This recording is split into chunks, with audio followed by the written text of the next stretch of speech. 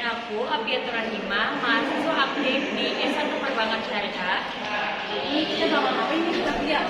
Jadi kita bakal mewawancarai beberapa mahasiswa yang ada di kampus Universitas Muhammadiyah Banjarmasin tentang mengenai peran dan fungsi mahasiswa sebagai intelektual muslim.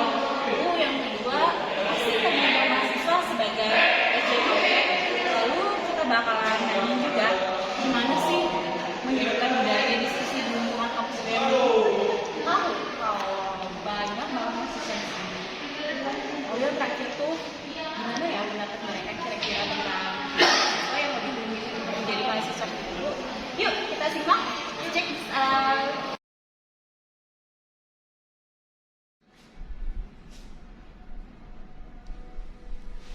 Oke, langsung aja di sini ada narasumber kita Kak Boy. Oke Kak Boy, boleh kenalan dulu mungkin? Oke, saya Boy, mahasiswa biasa. Jadi aku tambah dari prodi S1 Pendidikan Bahasa Inggris. Kenalan dulu kita. Ya, Raisa Daniel. Tentang Ulun Hilma Rizkina sebagai intelektual muslim lah, karena mahasiswa bang lo, jadi kan biasanya kalau orang-orang tuh menyambut tuh kalau mahasiswa tuh sudah tinggi banget kayak gitu nah. Jadi kan bisa juga disambut intelektual muslim. Jadi kalau menurut ulun fungsinya tuh selain berkuliah tuh belajar, selain kuliah tuh belajar, cuman perlu juga kita tuh harus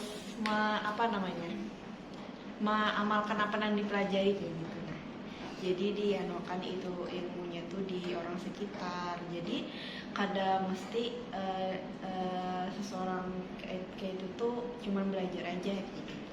Nah, Peran intelektual muslim. Peran intelektual muslim bagi kita sekarang itu sebetulnya punya peran yang cukup besar, andil yang cukup baik, cukup besar tadi. Tanggung jawabnya juga tak kalah besar. Peran yang harus dilakukan atau dijalani sebagai seorang intelektual muslim tentunya adalah gimana kita pertama menerima ilmu pengetahuan yang ada.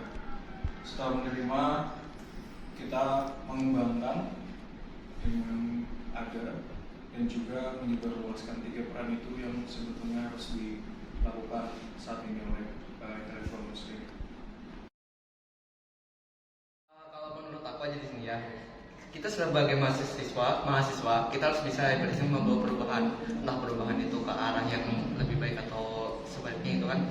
Tapi di sini kita berusaha, entah kita berinovasi, kita mencari penemuan baru, dan di sini kita kan pasti punya pemikiran-pemikiran tentang ide-ide, maupun itu ide-ide gila atau ide-ide seperti apa. Nah, dari situlah kita wujudkan ide-ide kita demi perubahan ke arah yang lebih baik.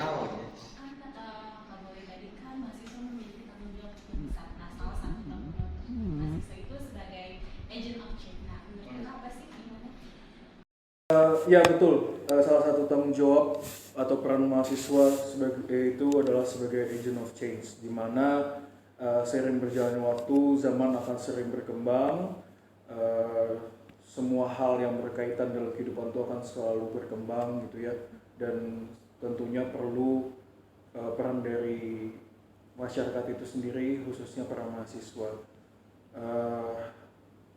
Memang sebetulnya mahasiswa itu memiliki kekuatan tersendiri apabila kita mau memasuki ranah masyarakat luas gitu kan. Jadi seharusnya kita sebagai mahasiswa tuh punya keinginan dan punya niat untuk bisa menjadi sebuah atau seseorang yang menjadi orang yang bisa membuat perubahan dengan seiring berjalannya waktu, dengan seiring perkembangannya zaman gitu sih.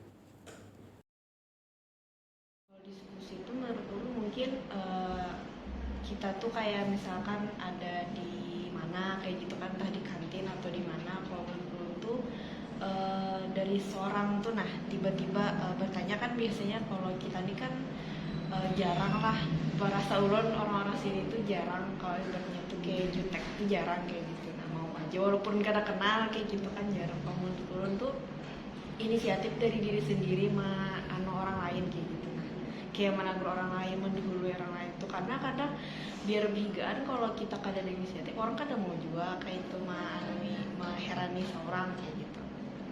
Bagaimana yang kita tahu, karena kemarin itu kan after COVID-19, jadi memang sudah sudah jadi kebiasaan lah bagi pelajar di Indonesia.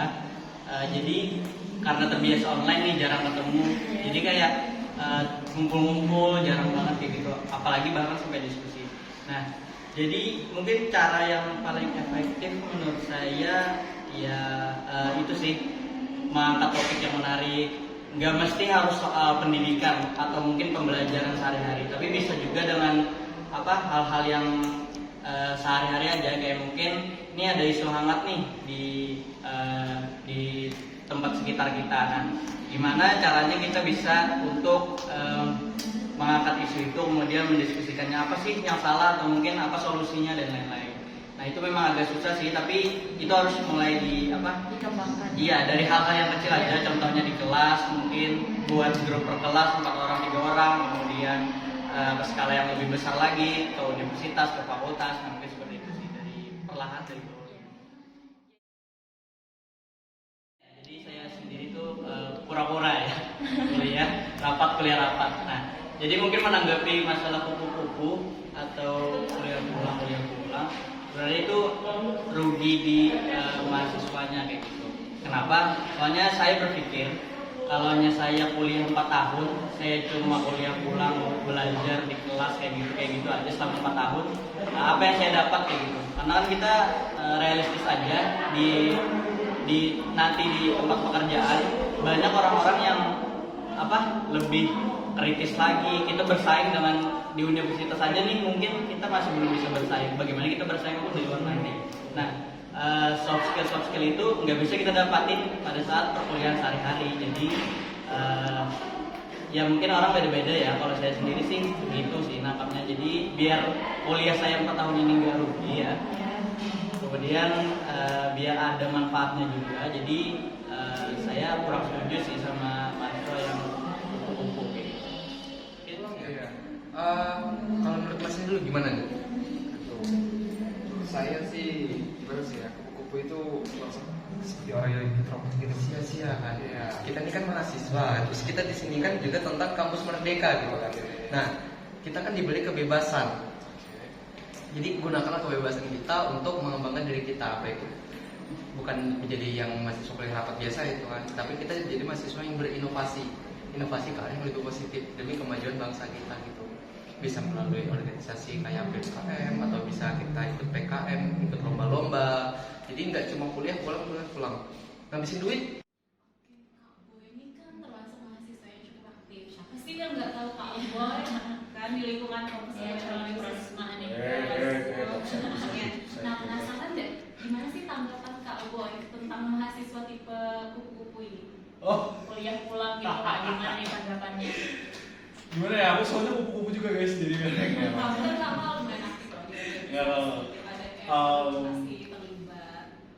tanggapan tentang mahasiswa kupu-kupu. Iya. Pertama paling mendasar adalah itu pilihan ya, mau atau tidaknya. Cuman bagi saya karena kita kan mahasiswa ini mayoritas kan anak-anak muda nih Mas ya.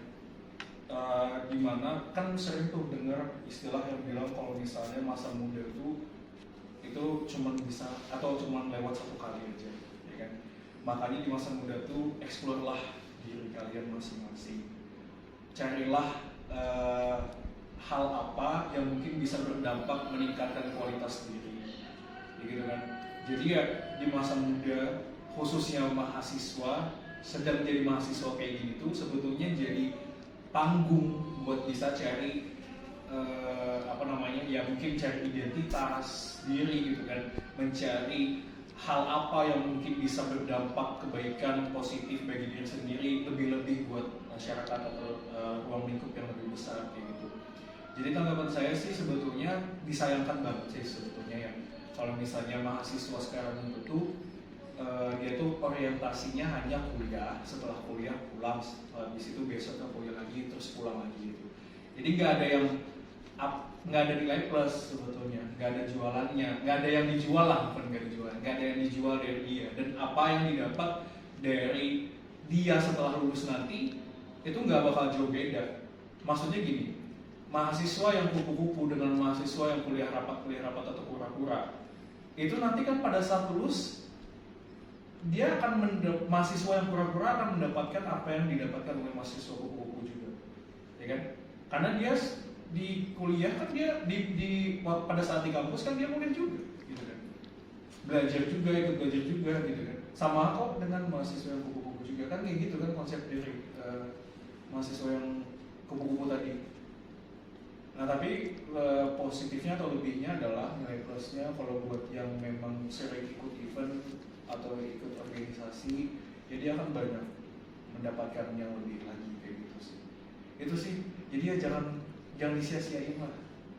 Iya nih guys, jangan sia-siain masa muda. Ya guys, Ini pendapat kamu, jadi kita tuh dianjurin ya buat memaksimalkan potensi yang ada di diri kita kayak sebisa mungkin untuk mencari kegiatan yang positif buat diri kita sendiri.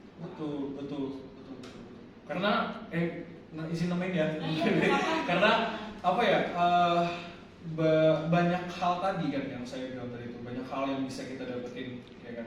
Takutnya nanti itu pertama bisa jadi penyesalan mungkin nanti pada saat usianya di mana gitu kan. Kalau sudah berkeluarga itu kan udah nggak bisa ngapa-ngapain gitu ya. Maksudnya terbatas untuk kehidupan yang seneng-senengnya sama teman-temannya itu kan sudah sangat terbatas kalau misalnya sudah berkeluarga. Takutnya nanti pada saat berkeluarga baru keluar niatan kemauan untuk bisa eksplor diri, kan nggak bisa juga gitu kan. Repot kan, istri atau suami di rumah diapain mas mbak gitu kan. Nah gitu maksudnya, puas-puasin lah di masa mudanya. Puas-puasin ini dalam artian ya di dalam hal positif gitu lah. Kayak dapat yang hari ini kita tahu kan you all do life. Nice. Wow. Oke, mungkin itu aja sih ya. Mungkin itu aja yang kami tanyakan ke Kak Boy. Maaf mengganggu waktunya nih Kak. Makasih banyak Iya, udah makasih banyak. Belum banyak ya. Iya. Oke, udah.